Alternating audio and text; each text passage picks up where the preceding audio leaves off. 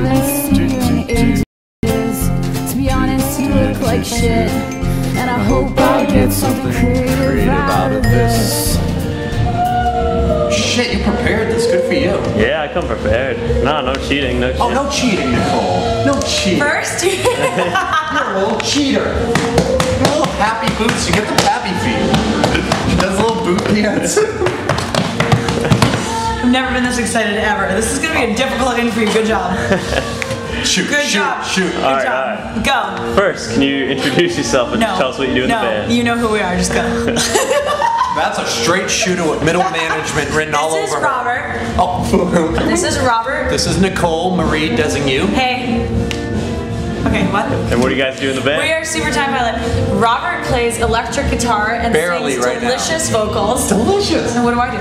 Nikki is a magical lady warrior that goes on stage and encourages the band to soar to newer heights No, but what do I really glockenspiel. I was building it up.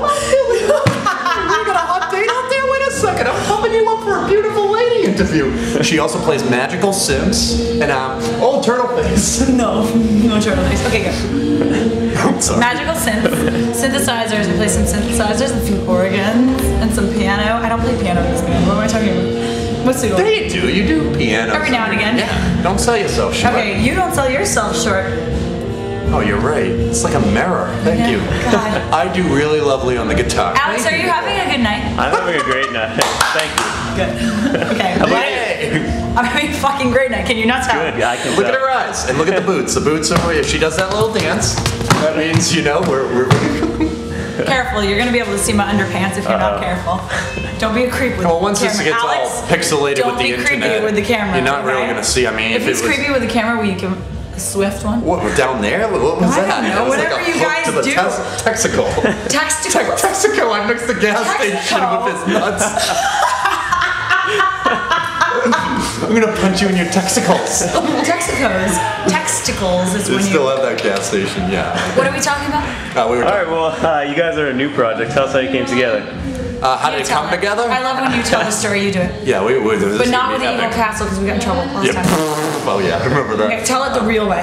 I met Nikki at a recording studio party back in October. We connected on levels that within a 2-hour conversation was pretty surreal. After a couple months, I realized that she had an amazing, wonderful lady spirit and a personality that I've seen in no other, and a heart that is absolutely phenomenal and endearing. And I don't know, it snuck up on me when we started doing some comedy videos, and I just wanted to show how I saw her personality and stuff, that she started showing me musically some stuff that I didn't know I could do and stuff. And on top of that, the songs that she was writing when it was all stripped down and just her was incredibly just endearing and heartfelt. You know, I mean, she would just sit there at a keyboard in a jam space and show me some stuff, and through all that, man, we sort of meshed music styles in a common way that sort of became DNA and beautiful. What actually happened, we started hanging out in Rob's room. Don't make the face, I'm bolstering your story. This is back and forth, back and forth. I was making a good face. I know, whatever. So we started hanging out and like making these little video blogs, and we were writing these funny songs. This is me getting serious. This is as serious as you're gonna get, so listen up. So we started writing these funny songs for these video blogs. It's just us getting drunk during the day and goofing off because we don't work. And we were. Shut up. So we were writing these funny songs, and we started writing serious songs, and we loved them. We wrote 20 songs.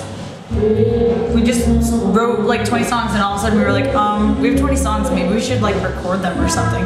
And all of a sudden we were a band, and it was awesome. Boom. Boom. And then we got signed, and then 2 months later we're here doing our... With bands that are way better than us. Yeah. God damn. Nikki, you have beautiful boots and lady That boots don't make you better at piano. No, they don't. I wish, because I have so many great boots. Not as much chops as boots. More boots than chops. And heart that's like that. Okay, what? Alright, so this is the CD release show, as you mentioned. Fuck Tell yeah, us about the album. The album's called Did We Happen to Begin? And it's literally the story of two people that didn't realize what they were going to do musically at first, and they were just sharing through a bazillion ups and downs, like a lifetime in a few months, and we just decided that it was time to strip away all of our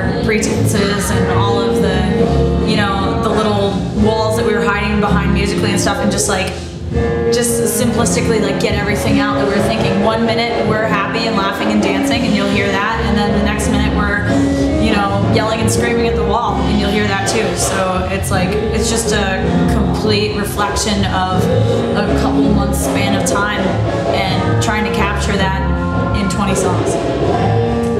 You recorded those 20 songs in 2 days, right? Yeah, we did. Yeah. Was that hectic? I was so tired after. It wasn't as much hectic as it was sort of like, I don't know, man, we were driven to get as many songs in there as possible. It was literally not more being nervous about doing it because we had no idea of how many songs we were going to do. We didn't know how it was going to go down. 20 songs was, we were like, oh, we'll do 20. And in the back of both of our minds, we talked about this after recording, in the back of both of our minds, we were like, if we get 20, that'll be effing ridiculous. We were like, if we get 16, we'll be happy. If we get 12, we'll be happy. Like, 20 was like, if this goes perfectly in the most perfect warp zone of the world, we'll get 20 songs out of this.